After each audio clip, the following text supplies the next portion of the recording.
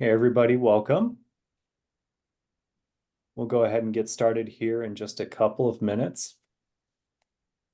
So take this time if you need to go run to the restroom or grab that glass of water, go ahead and do that.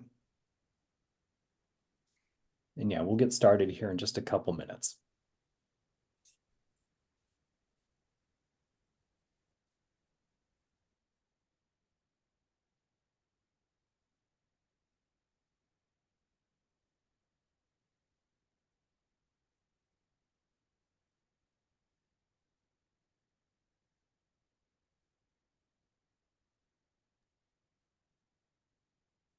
All right, folks, if you're just joining us, we'll go ahead and get started here in just a minute.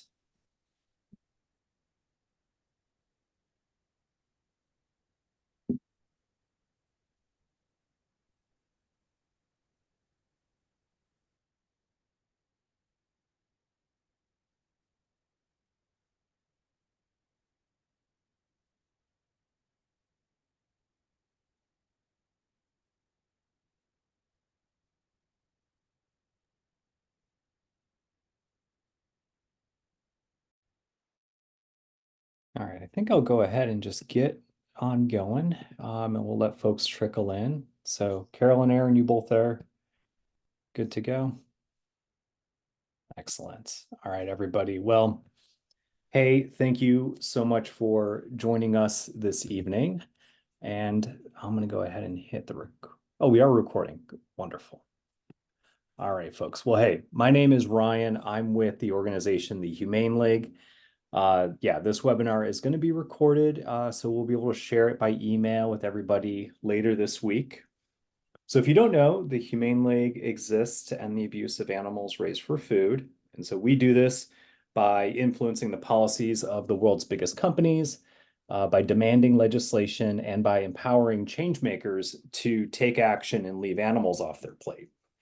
Our food system is really broken and it's in dire need of an overhaul. So there are change makers around the country that are building teams in their local communities right now. So if you want to become part of our movement, Drea, if you'll help me out, maybe just drop a link in the chat, and then we'll have a THL field organizer who's a real human being, by the way.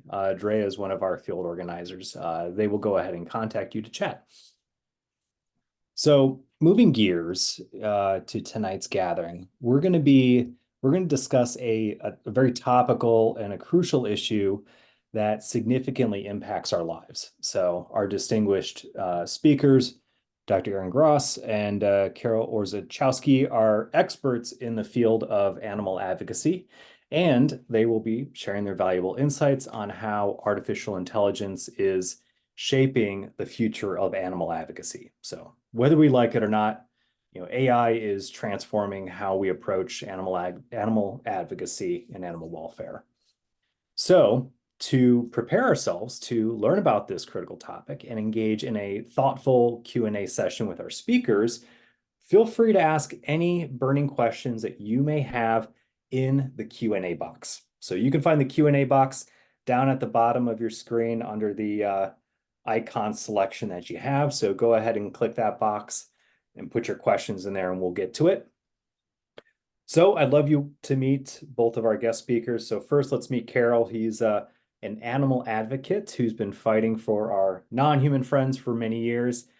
He's not just passionate about activism, though. He's also a talented artist who produced a ton of short films and investigations. If that's not enough, Karol is also the director of Maximum Tolerated Dose, which is a powerful feature-length documentary that exposes the devastating psychological impact of vivisection on both animals and humans. So when he's not busy working for Faunalytics, Karol is the board president of an arts-focused student and community center in his hometown. Karol is really the ultimate combination of passion, talent, and dedication. So we're really lucky to have you on tonight's call.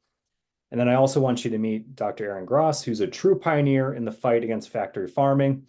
And as the founder of Farm Forward, which is the first nonprofit organization dedicated entirely to ending the cruel practice, he's been leading the charge towards a more ethical and sustainable food system.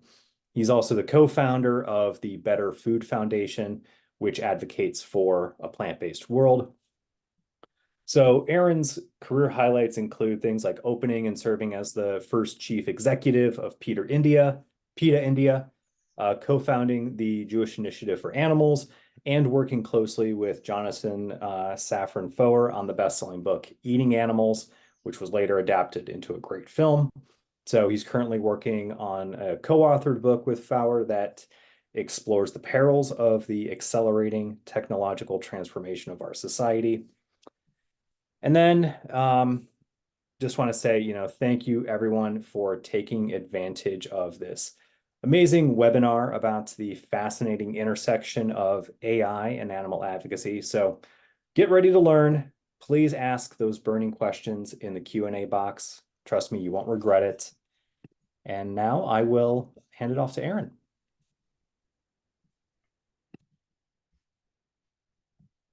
Wonderful. Thanks so much, Ryan. It's really good to be here. I mean, technology, being on top of technology, being early adopters is a lot of what I've observed making the animal movement successful over the last couple of decades. And I think having this conversation can help with that. I'm going to stay pretty high level. Karol's going to bring it down to a little bit more of a medium level. And the hope here is that we're saying things that ultimately translate into actions you can take, into smarter ways of being advocates. Let me share my screen so we can move through a lot of material as quickly as possible.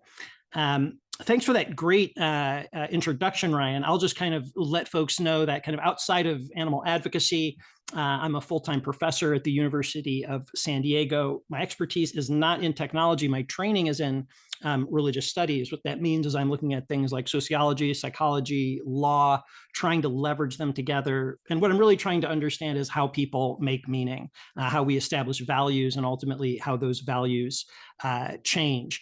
Ryan did a great job about telling you about some of the stuff I've been involved with in the past. I'll mention that coming September, I'm going to be directing something called the Center for Food Systems Transformation at the University of San Diego, which I'm excited as a new kind of vehicle to press some of the concerns I know those of you who are attending this will share with me. Some of the key issues that animate me and that I'm kind of thinking through when I'm thinking about artificial intelligence are anti-humane washing work, establishing the link between pandemic risk and factory farmings, doing institutional work that increases the number of vegan meals substantially, especially through a technique called default veg, and particularly interested in the future of animal work in India. So the format I'm going to take here is I'm going to start with two very simple things that I think are really helpful to know about AI. Then I'm going to move on to two more important but complicated things. And I'm going to close with two specific implications for our activism. The first thing I want to suggest is that it's helpful to think about AI as something we've already been dealing with for a while, at least since the rise of social media. This is not just my kind of idiosyncratic way of thinking about things. It's suggested by some folks who are a lot closer to the world of technology than I am. I get this idea from the folks at the Center for Humane Technology, who are folks who worked at the big frontier companies and have become critics of it. And they suggest that it's real helpful to think about social media as our first kind of contact with AI. What we're dealing with now is new. This is a pretty exciting moment with generative AI, machines that pass the Turing test, that talk to us. This is a new moment, and that's what we're really focused on in this call, is what's changed about AI. But a lot of the concerns, a lot of the things that went right or wrong about social media are a good way to think about what we're facing with generative AI. So if indeed we've been living with AI for a while, what this tells us, and Ryan, you alluded to this in the beginning, AI use is not a choice. Whether we're optimistic about it or pessimistic about it, whether we choose to really distance ourselves from social media and use it as little as possible ourselves or not, AI is just a massive part of everything now. So the real question becomes, what do we want to know about AI in order to use it effectively? How how can we really understand this technology? It's a little bit different than other technologies. So it's not just learning the mechanics. It's having really profound effects on our society, which is both challenging and exciting.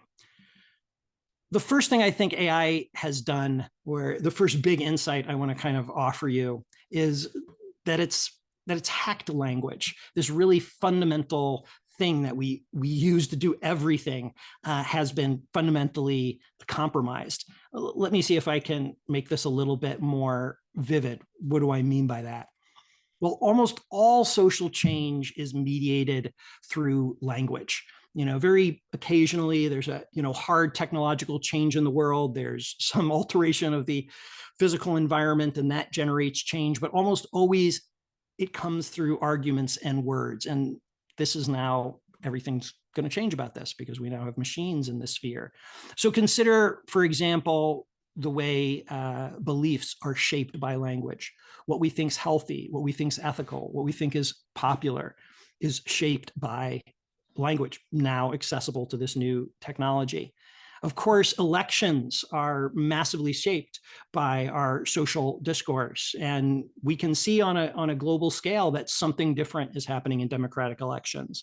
There's been a global slide to the right that we have very good reason to believe is in part an effect of the way social media changes the way we can communicate. Laws are another excellent example of this. Of course, the laws themselves are written down, but the court decisions, the amicus briefs, the legal reporting, all of this that shapes the way we understand what the law says is mediated through language. So when we talk about AI hacking language, this is huge. Here's how Yuval Noah Harari puts it. For those who aren't familiar with Harari, he's now one of the most famous intellectuals in the world and an animal advocate and a vegan advocate. This is how he puts it. Language is the operating system of human culture. From language emerge myth and law, gods and money, arts and science, friendships and nations and computer code. AI's new mastery of language means it can now hack and manipulate the operating system of civilization. I mean, to really unfold what's at stake here would take more time than we have, but hopefully this kind of nut of a concept that language has been hacked can be of value. The second important thing I want to suggest about AI is that it's part of an accelerating world. I'm going to lean here heavily on the thought of a fellow named Hartmut Rosa. If you want to get into these things, he's an interesting person to try to read. The argument here is that AI is not just part of a faster world, but an accelerating world. So speed has been increasing for a very long time. We actually know a lot about this. So everything's been going faster since at least the 1800s. I can look at the speed at which horse-drawn carriages averaged on Paris streets. And if I look at when cars were coming in, the rate of those carriages was much faster. Virtually anything we zoom in on in the last couple hundred years is moving faster. But acceleration is different. Acceleration means the rate of change itself is improving. It's not just faster, but it's like faster exponentially. So one way to think about this is through the diagram I have on the right here, which is depicting the average number of years it took for a company to reach 100 million users. So a number of years ago, common for it to be 4 to 7 years. By the time we get to Instagram, it's 2.5 years. By the time we get to TikTok, it's less than a year, in 9 months. With ChatGPT, it does this in 2 months. This is what accelerating change looks like. I'm using these companies as an example, a very simple example of a bigger phenomena, but I think social acceleration is very well documented. It's tightly linked with technological acceleration, and there's no doubt with AI, we are seeing the technological acceleration. What I think the implication for us is that this acceleration isn't a choice. It's just a feature of the modern world. Things are going to continually move faster, and we're just going to have to learn to move with that, however challenging it may be.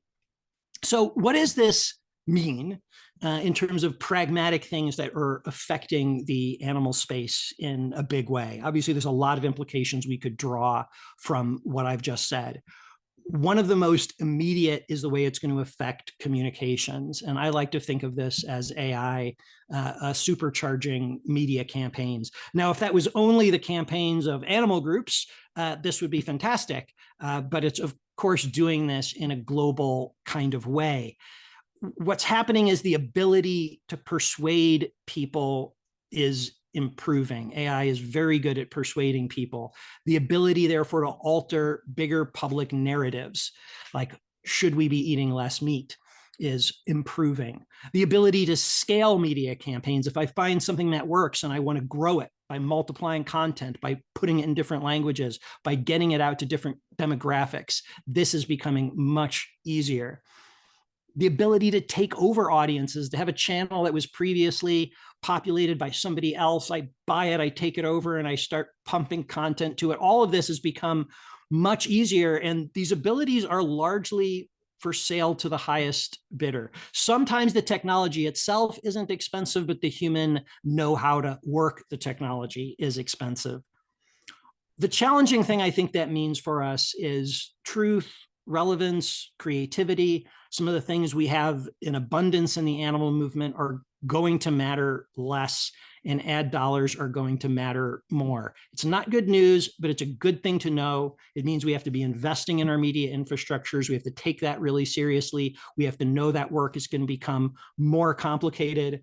I was SEO is something, of course, most of us in the movement will now know about, even if you're not a technological expert. But now we've got to talk about generative engine optimizations. It's a different world, and it's going to be a lot more work. One of the things I can see already is the way industry is using this. My slide here says we are entering a golden age of humane washing. I could reword that to say we're very much in it. The advantages of using this technology to run media campaigns are in full deployment already. There is a caveat I have to add here that's good news, which is that it's still the case that creativity and early adoption can make a difference, at least in the short term. So if I really want to make sure I clarify this point. I think it's an important one. The argument is that in the long arc, we're dealing with a challenge. We're going to have to put more energy into social media to get the same results. But in the short term, I want to acknowledge quick adoption of certain technologies is already at a number of groups delivering great results. So there is going to be a window here where we are going to be able to do a little bit more with less. And I want to very much acknowledge that, even as I'm emphasizing some of these challenges. So let's look at a specific kind of example here. And this is my concern with the problem of humane washing. Anti-factory farming messages have to a considerable extent been persuasive with the populace, and we're starting to see some of the benefits of that. But this can very quickly be co-opted. And all of these things that have made media campaigns and persuasive campaigns easier really allow the possibility of some of these victories being turned on their heads. So my concern is that decades of effective efforts to change narrative could be undone if we don't stay on top of how powerful these technologies are. So here's an example that hopefully will make sense to folks working on this issue. If you're talking about the problems in meat, one of the things you will hear a lot about today is regenerative agriculture as a potential solution. There is actually some amazing things happening in soil science that give us some important insights that are worthy of our attention. But most of the time I encounter the word regenerative, it's really a distraction. It's part of humane washing. I have up here some of the images of this humane washing, along with why we want to take it very seriously. The data suggests we're going to have a $3.5 billion industry for regenerative meat and audiences, which is being built right now. This is precisely the kind of work I think we need to be countering. And in this particular connection, I'll share one piece of good news. Just earlier in April, high prestige media outlet, The Atlantic, released this very devastating story called The Truth About Organic Milk, which actually takes up one of the businesses you see depicted here, Alexander Family Farm, and gets to what's really going on. This kind of media work, this kind of battle is going to be increasingly significant as we go forward. I could walk through a number of other humane washing examples, but I wouldn't have time then to get to this last point that I really want to linger on. And to me, the media work is, a lot of detail, a lot of back and forth, a lot of ways you have to think through really implementing that. But this is a big idea, and it's something we can all kind of, I think, get excited about who want to see things change for animals. What's happening with AI is that we're rethinking what it means to be human. And this creates a huge opportunity to rethink our relationship with animals. Here's some of the things I see happening. AI is forcing us to rethink the value of intelligence, of creativity, of language. These are the things that we used to use to describe ourselves as uniquely human. This is part of an opportunity. AI has also really changed the nature of our attention. At this point, 10 years ago, it was novel to talk about maybe social media as affecting our attention in a deleterious way. Now I think we all know there are these problems. It's changing the way we interact with people. And again, this makes people want to rethink what it means to be human. Particularly exciting is that AI is going to let us better understand animal language and animal worlds. There's some very exciting things happening in this way. All of this amounts, from my perspective, to a huge opportunity. So a lot of the opportunity in AI is not just using the technology, important as that is, but recognizing this moment to tell a different story about animals. We have really long thought about what it means to be human in relation to animals and machines. And when I quickly glanced at headlines, I'm going to fire a couple in front of you. This is still very much the case. There is a real opportunity for public discourse around this kind of question of how we think about ourselves and how we think about animals. I'll end with this is a important person in our movement, Brian Cateman, founder of Reducitarian, and recently got this op-ed in the Los Angeles Times that I think hits on this nerve.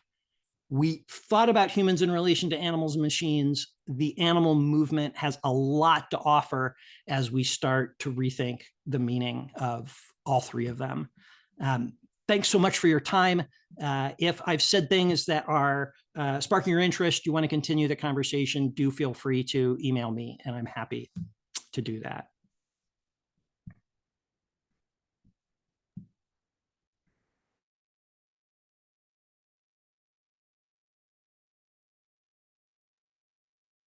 Yes, round of applause for Aaron. Thank you so much. That was really great. And yeah, if you've got some burning questions, comments, you want Aaron to expand maybe on a point that he made, go ahead and leave your comment, your question in the Q&A box. Because yeah, we've got some time at the end of this webinar to go over those. So without further ado, Carol, hand it over to you. Yeah, thanks so much, Ryan.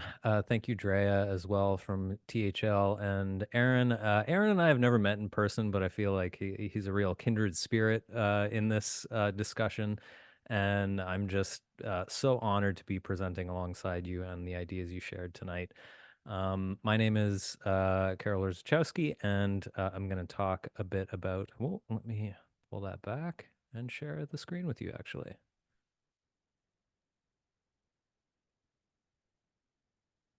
There we go. Okay. So I'm going to be going through a lot in the next 20 minutes. And so if I do gloss over some things and not exactly, read the slides, I think you'll forgive me for that.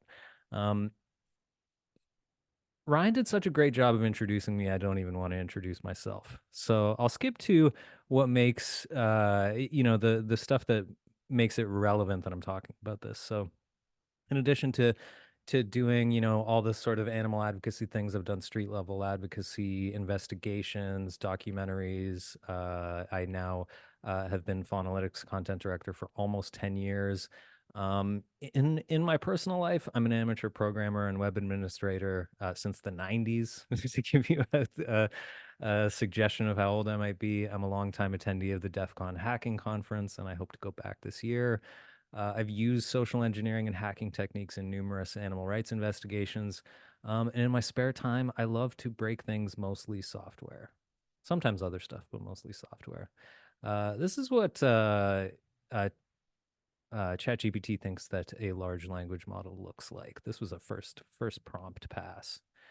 Um, I want to start by just setting a bit of a base for understanding AI tools, because I think a lot of people still don't fully understand how these things work and where they get their content that they generate. So, um, as Aaron alluded to, large language models like OpenAI's ChatGPT, Google's Bard, and many more, in a sense, they have hacked language, but they've kind of done so in the reverse way that humans do it. So when we think about how humans learn language, you think about a baby. And you think about a baby with parents who are, feeding it words here and there. Babies and young children take very haphazard and small amounts of input and turn it into incredibly complex outputs over time. LLMs work in the opposite ways. They are trained on massive amounts of text data, literally billions and billions and billions of pages of data, to be able to use probabilities to generate large volumes of human readable text. They also have ingested tons of code and show promise with coding abilities. They generate language through a process of probabilities that are based on all of the stuff that they've taken in. Some important caveats, though. If you haven't used them yet, when you start using them, you'll realize that they're capable of making some pretty significant errors and fabricating things. I even hesitate to use the word fabricating because it kind of implies intent, and I don't think they have intent. Even with careful prompting and connecting a large language model to the live internet, they can still make significant mistakes. Since they're trained on vast amounts of restricted intellectual property, their legality and the output that they put out is still being debated and hard to know where that's going to land.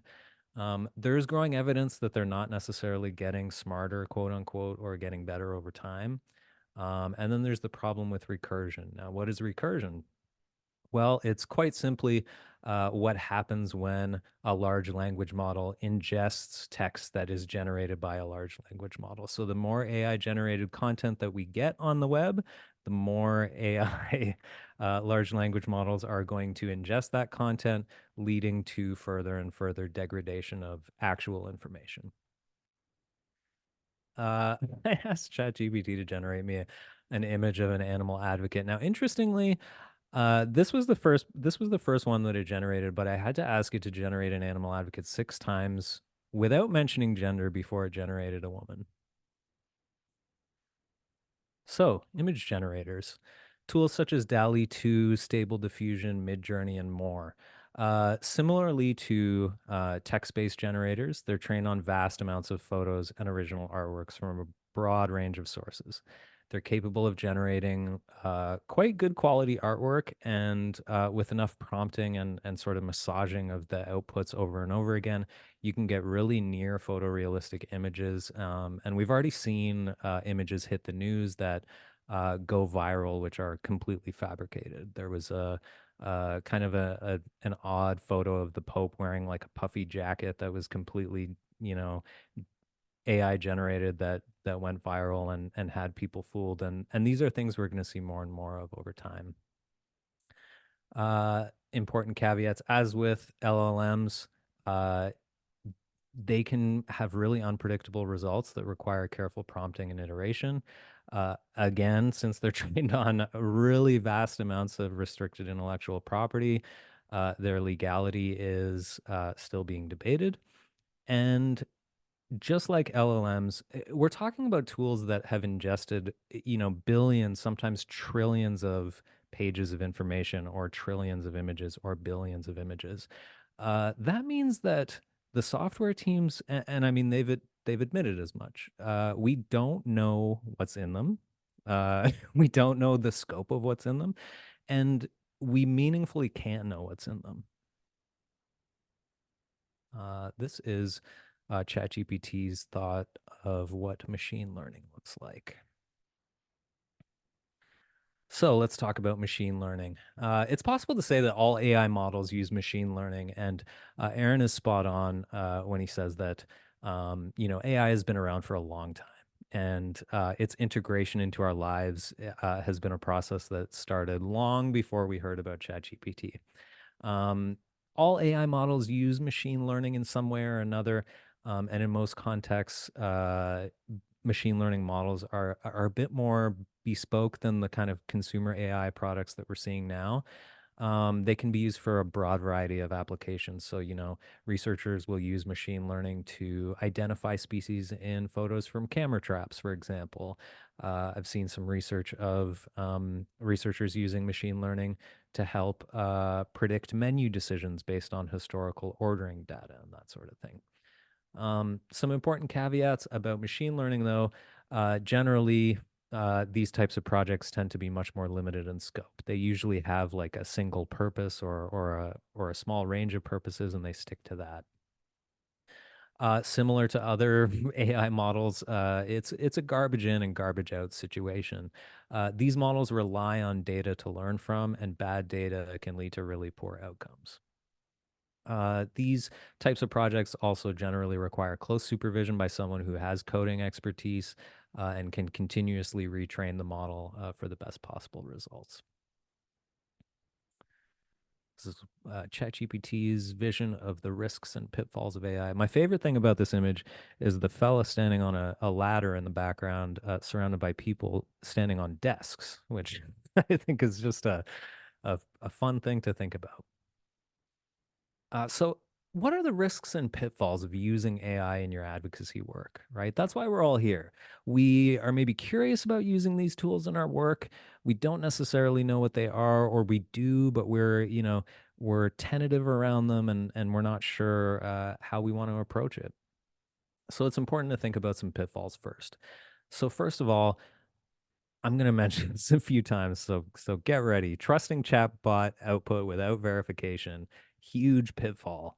Um, I think it goes without saying that if you are trusting something that a chatbot puts out without checking your facts, without checking the statistics that it gives you, you're opening yourself up for a lot of criticism and a significant chance of eroding your reputation if you're wrong. Generating content for the sake of content. Now, I know that the modern the modern condition, if I may, is very much, it feels like we're in the content wars, who can produce the most the quickest. But I'm a firm believer that less is more, and that generating content for the sake of content is really not helping us. And then this is a personal one for me because I've been a part of so many animal industry investigations, is that using AI generated images of animal industries or other related topics when real images are widely available. We have so many options out there for getting real images of factory farming, of organic farming. We don't need to generate images and open ourselves up to accusations of fakery and that type of thing. Some of the risks, perpetuation of misinformation and bias. None of us are immune to this. It's very easy to, I think, look at misinformation as a black and white thing and think that, everyone who works in animal ag is perpetuating misinformation, and everyone who's an animal advocate is being righteous and spreading the truth.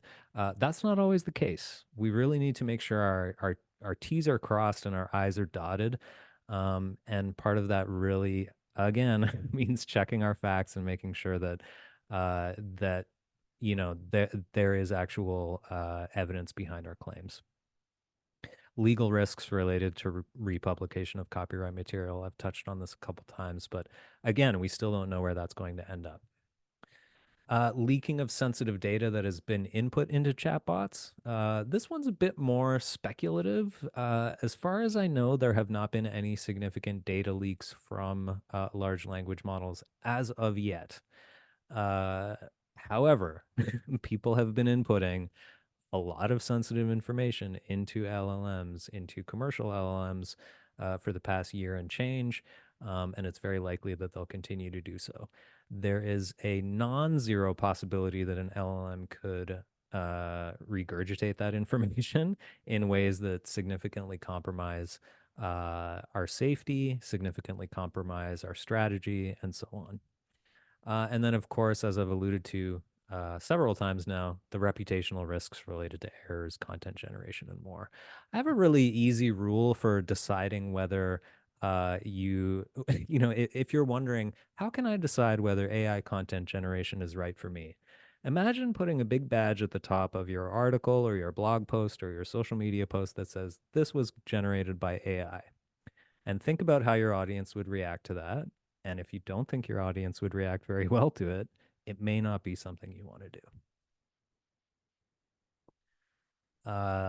This is ChatGPT's idea of a responsible AI. I should say, I'm kind of sharing these for a laugh, but I use ChatGPT all the time. I use the image generators all the time. As Aaron mentioned, this stuff is here and it's not ignorable. You really don't want to find yourself in 10 years from now being one of those people who said, I'm never going to have a cell phone or I'm never going to join social media. Like all of those things that we said so many times over the years, the ways that we resisted technology only to adopt it later. I think it's much more powerful to be an early adopter, but to be a mindful one. So let's look at crafting a responsible AI policy. If you're here, you might be part of an animal advocacy organization that's thinking about using AI products. And you want to have a policy in place to give yourself a roadmap. So, first thing you might want to do, find a member of your team who has some expertise on this. And if none exist, consider bringing in outside consultants who are not vendors of AI products. I italicize that because I think it's extremely important. People with a financial stake in this are going to promote it. Full stop. So when you're looking for consultation about this stuff, I think it's really important to find people who are not financially vested in it. Learn about AI tools, how they function, as well as the companies behind them. I've really gone over the how AI tools work in about 5.5 minutes. That is not enough time to fully understand them. Faunalytics has numerous resources in our AI usage policy, which is available publicly, and links there that will give you more information on how these things work. I encourage you to check that out. Consider ways that AI tools can benefit and damage your organization. These tools are neither are neither 100% good nor 100% bad. They have upsides and downsides, and you need to be realistic about what those are. Consider how AI tools align with your organizations or your own key values, ethics, and strategy. You might need to include staff or a subcommittee and or your board in the process. You want to make the policy one that you can actually implement and update with oversight. I'm a big fan of policies that are real and actually, followable. If you don't feel if you're making a policy that you can't meaningfully follow, you may as well save yourself the time and not make the policy. And then finally, some key questions to ask yourself. What is your value add? What is the thing that you are bringing to the movement that you feel is valuable? When Faunalytics was crafting our AI policy, one of the big guiding questions to us was that what is our value add and do we want to outsource our value add? The answer was no. We don't want to outsource our value add. The thing that we really bring to the table is we are really good at translating complex information into key takeaways for advocates. It's not that large language models can't necessarily do that. It's that we have so much experience on our side and so much ability to connect with advocates on a one-to-one basis that makes those takeaways really meaningful. And that's something that AI can't do. Uh, how do you create a culture of responsible and ethical AI usage among your staff? Staff are going to use these tools, so how do you ensure that they use them in a way that matches your organization's ethics and values? And then, of course, the perennial question, we are dreamers. Animal advocates are dreamers, and we are always asking ourselves, what is the kind of world we want to build? And I think you need to ask that anytime you look at these kinds of things. Uh, this is not what kind of world I want to build personally, but this is ChatGPT's idea of answer to the question, what does the future hold? So what does the future hold? A couple of positives that I see.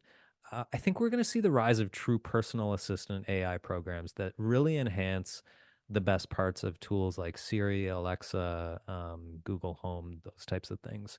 And I think in a way that's, if LLMs and image generators really have a sort of like killer use to them, it's as being personal assistants, being able to organize things for us, being able to sort through vast amounts of information for us, being able to do menial tasks for us that are that I would consider to be low stakes.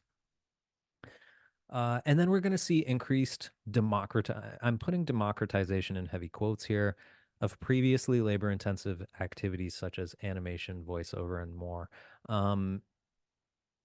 Again, democratization in quotes, because I think AI coming along is actually going to, fully destroy some of these industries. And while that also means that these, doing animation or voiceover will become just a matter of typing some things into a box, that's going to make that accessible to such a broad number of people, more than it ever was before.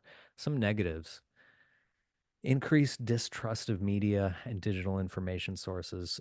I agree very much with Aaron that, animal industries are going to, and already have been employing this in ways of waging disinformation campaigns and misinformation campaigns. I actually think that problem is going to become significantly more widespread and possibly going to lead to a situation where there is a much more sort of wholesale distrust of digital media, and believe it or not, an even more polarized political landscape, if you can believe it. Uh, what I would call the return on investment nightmare. AI tools have received billions of dollars of investment so far. Billions. ChatGPT has received over $10 billion of investment at my last check. I think probably in the range of 20 billion now. At some point, those investors are going to want their money back. And so that means monetizing these tools in ways that we've seen other platforms get monetized. So if everyone remembers when Facebook started, super fun, no ads, you get to connect with your friends, all of these things that are, there's a kind of bait and switch that happens with a lot of tech platforms where they start free, and then as the pressure to return on investment creeps in, so do all the other aspects that are incredibly damaging. So what is AI going to look like when the investment shoe drops? Aaron scooped me on this. You scooped me, Aaron. But I really think that we're going to start to see AIO, or artificial intelligence optimization and spamming of content for AI training. And this is, of course, going to bring back the specter of recursion. If you think Google search results are bad now, and let me tell you, I think Google search results are very bad now. Uh, if you think they're bad now, they're going to get significantly worse because of AI generated content. They already are getting bad because of AI generated content. And as AI models ingest more AI generated content, we're going to see some significant degradation in information. And then, of course, animal industry using AI. I'm amazed at how quickly the word precision livestock farming has come into fashion. And it's one of the things that I find incredibly disturbing about the direction we're going in. What can you do? learn about the systems and use them in an informed way. There's no putting the toothpaste back in the tube, folks. These things are here to stay. So it really behooves us to learn about these things and use them as in an informed way. Check your facts. Again, underlined in red with exclamation points this time. Uh, Many organizations don't have capacity for dedicated IT staff. If you are an IT person, if you're a programmer, if you know how to do machine learning stuff, reach out to animal advocacy organizations and try working with them. And I think automate tasks that are slowing you down, but don't outsource your value add, and don't risk your reputation or that of the movement to save yourself a bit of time or effort. Stay informed. I think we're in a bubble right now. This bubble is going to burst, and then we'll see a bigger bubble, and it'll keep going that way. So stay informed, ride out the bubble. And if you have any questions about this presentation, I love to chat with other advocates. Please do contact me. Thanks so much. Thank you. Round of applause. Carol and Aaron, thank you both so much. You both are really big thinkers, and I really enjoyed listening to you both. So, as does the audience, we've got several questions that I would love to get to. So we have about 10 minutes or a little bit more to play with. I think some of these were answered, especially in your last couple slides. So I'll put those to the end in case we have extra time, but I'd love to answer this first one or ask this first one to either of you. It says, what implications does the increasing importance of paid ads that Dr. Gross highlighted mean for advocacy organizations like THL and for individuals like us? Yeah, I mean, this is I think a question that comes at the level of planning campaigns. It's and it's something we need to monitor because, like I said, there are moments when there are.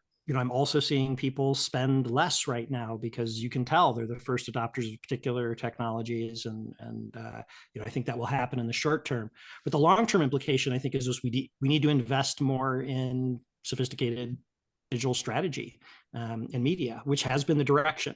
Like if you looked at what people spent before the rise of social media, it's a lot simpler affair putting together newsletters and so forth. Social media at first allowed activists to do a lot of things less expensively. And then it started to become professionalized. And that's when we really needed talent. So I think the big implication is to be ready for it. If you're the first entity that's really optimizing to show up on these AI search engines, that's going to matter a lot. But there's probably going to be an investment there. So it's being ready to make that investment in a calculated way if you have the resources and ability to execute. Thank you. All right, this next one is for Carol. It said, would be super curious to hear a bit more about the evidence that LLMs are not improving over time. Sorry, I just muted myself.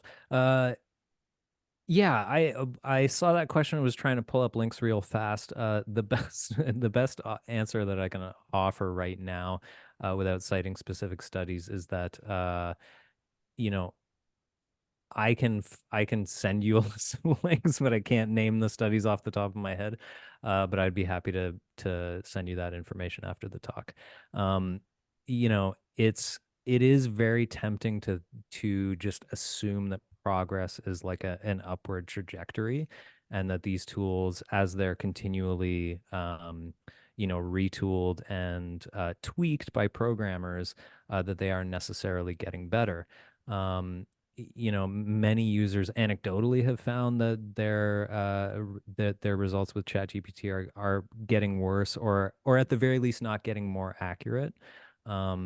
And there is like also documented evidence that that LLMs have problems the more content they ingest. So yeah, please do reach out to me, or if you want to drop your email in a DM, I can send you some of those links. Great, thank you. All right. Sendil sent another question. It says, I'm a big fan of Faunalytics and the big data head, but one thing I have learned is that emotions are really important to drive action. Is AI any better or worse at emotional appeals compared to writing informative text? They said they're reminded of Vani Vara's essay Ghosts, link included there. Great. I haven't read that essay, so I can't speak to any connection to it exactly. Um, it- you know, one of the interesting things about LLMs is that they are shapeshifters. You know, you can prompt an LLM to give you very emotional text, or you can prompt it to give you very clinical text. There are many ways of sort of massaging LLM prompts to get the kind of results that you want. One of the things that's been really interesting to see in the animal advocacy space is how much animal advocates want to see quote unquote non-speciesist AI, AI that will, recognize the sentience of living creatures and not suggest that we should consume them and that sort of thing. You can already do that with enough prompting and creating your own GPT. You can you are fully capable of making a an LLM that is really good at emotional appeals. Um, I I think regardless of whether you're getting an LLM to make emotional appeals or make things that sound more informative or clinical or authoritative, though, um, all of those things are kind of the window dressing around the larger contextual issues. Uh, we need to think less about what these things can do or can't do, and a lot more about what they imply and what their usage implies. So, not to dismiss your question in any way, but just to say that um, while I think that these things can fully do what you're asking, uh, that I think we should, part of why I'm here is to pose questions that are a little bit um, under the surface, if that makes sense. I really love this question. I agree with everything that Karol said, and the questioner's implication that ultimately, information takes us so far, but it's the kind of emotional work we're doing in narratives and campaigns that really is transforming things. I think that's right, and that's partly why the argument is this stuff is hacked language, which is how we express emotion and how we communicate them. So I would just underscore it. Not only can they make emotional appeals, they are exceptionally good at it. um, the thing that's coming to my mind is a study. I'll put a link in, though I don't know if it's the best one, of empathy in doctors, where they basically had like people speaking to chatbots or real doctors giving medical advice.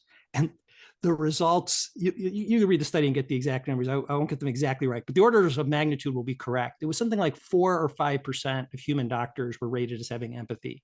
Chat GPT was in the 80 and 90%. So, you can have an AI set to make an emotional appeal, individualized to however many people you want, and out it goes. And the evidence is it'll be more persuasive than most people. Like a very high level writer will still be more persuasive than it right now, but most of us would get, most doctors are getting beaten. Here's the link I have that's available to that empathy study. Awesome. But yeah, it's going to be really good at working with our emotions, or it is really good. Wow. There was a follow-up question that just popped in here. It said, this makes me think of Veg3, which is a vegan AI project. Do either of you heard of that? Have any comments? Yeah, I mean, I've seen Veg3. I haven't used it. It's a commercial product, so it's a for-profit commercial product that is paywalled. I have not used it, but I'm aware of it. It exists. And I think the spirit behind it is that it's supposed to be like a non-speciesist AI or purpose built to help animal advocates, but can't speak to its quality or yeah. All right, great. All right, I'm going to read this next one. It was anonymous. This person attended a talk over the weekend. The speaker mentioned how ChatGPT predicts a timeline of the world going vegan in 30 to 50 years. So the question is, do you know anything about this? Is this a realistic prediction, or is it dependent about how the question is asked to GPT? So it was presented as a very matter-of-fact way, which was a bit confusing, felt uncritical. Would love to hear more about this if anyone here knows. Thank you.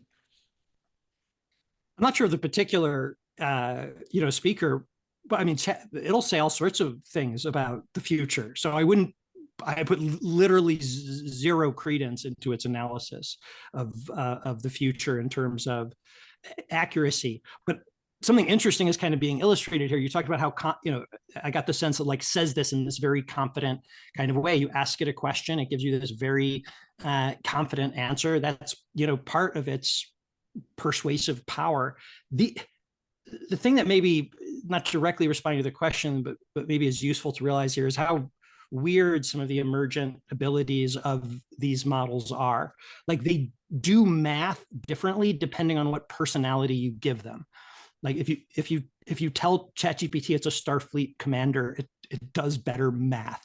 There's indications that if you tell it it's Star Trek characters, it actually produces more factually accurate information. So in terms of when it gets things right and when it gets things wrong, it's very weird, and we don't really know how to determine what's accurate. What it's doing is reading your emotions and figuring out what you want to hear. So the person who asked that question and got that answer gave some indication to the chat thing that it wanted to hear that. So zero to do with accuracy, very good to do with predicting what people want.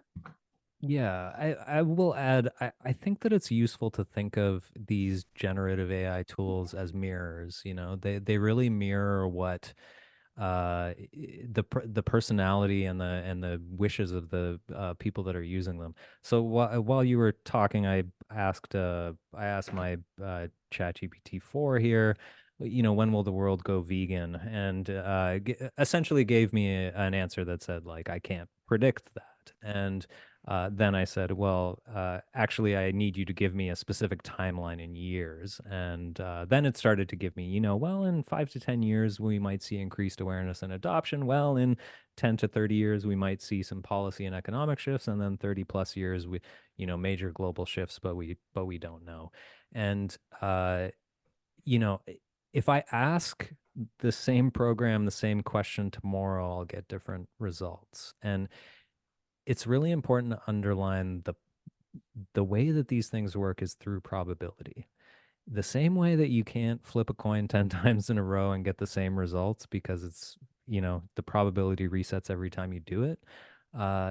It's, it's a much more complex mechanism than flipping a coin, but it still works on the same type of thing, which is probability. And that's why occasionally you'll see these things really go haywire and spit out really garbled text, or start to go off in really strange intellectual cul-de-sacs, or very kind of, racy kind of stuff that's been like, reported in the New York Times of an LLM, telling a writer to leave his partner or whatever.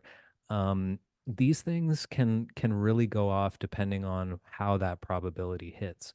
And I really encourage people to use these things to see how they work so you can really understand the limitations of where we're at. Because I think you'll see that if you ask it the same question numerous times even on different days, even the same time in a row, you'll get different results. And that should really give you pause on how you use these things. Playing with them can be super helpful. One is, as we're coming to a close, one of the simple things I want to encourage folks to do is play with an LLM on something you know a lot about. That's the way to learn. Don't ask it about the stuff you want to know. Ask it about the things you already know and see what it gets right and what it gets wrong. And that will give you, a feel for what's possible. And the different models have different personalities. I started playing with Claude 3 recently and found it's a lot more literary than ChatGPT, but playing is one of the most powerful ways we learn. And at this stage, there's a lot of good reason to actually think that is one of the ways you would maximize your learning, is just by getting in there and playing with it. I heartily agree. That is great advice. Play with these things. Don't be afraid of them. They're not going to bite you. They might take a bite out of society eventually, but these things are really important to play around with and to wrap your head around with. Great advice, Aaron. I agree. I agree. Yeah, that's a great way to end it. So I'll any unanswered questions, yeah, I'll talk with the two of you and see if there's anything you want to contribute before I send it out to all the attendees. Again, I'm going to send a recording out to everybody. So I want to give a huge shout out again to the both of you for sharing your really incredible wisdom with us tonight. It doesn't go unnoticed, you're sharing your time and your generosity with us. But then I also want to thank all of you who are attending, who are showing up, being a part of this really wonderful event. Your presence really means the world to me. So I hope we can see everybody here at future THL events. And again, I just want to end that, at the Humane League, we really value leaders. We really invest in community organizing and creating opportunities that create real change for animals. So, if you're interested in getting a part of our organization, feel free to sign up. Big shout out to Drea, one of the field organizers on our team. If you sign up, you'll be connected with someone in your area. But with that, let's call it a night, and hopefully see you all at the next THL event. Thanks so much. Thanks so much, everyone. Bye.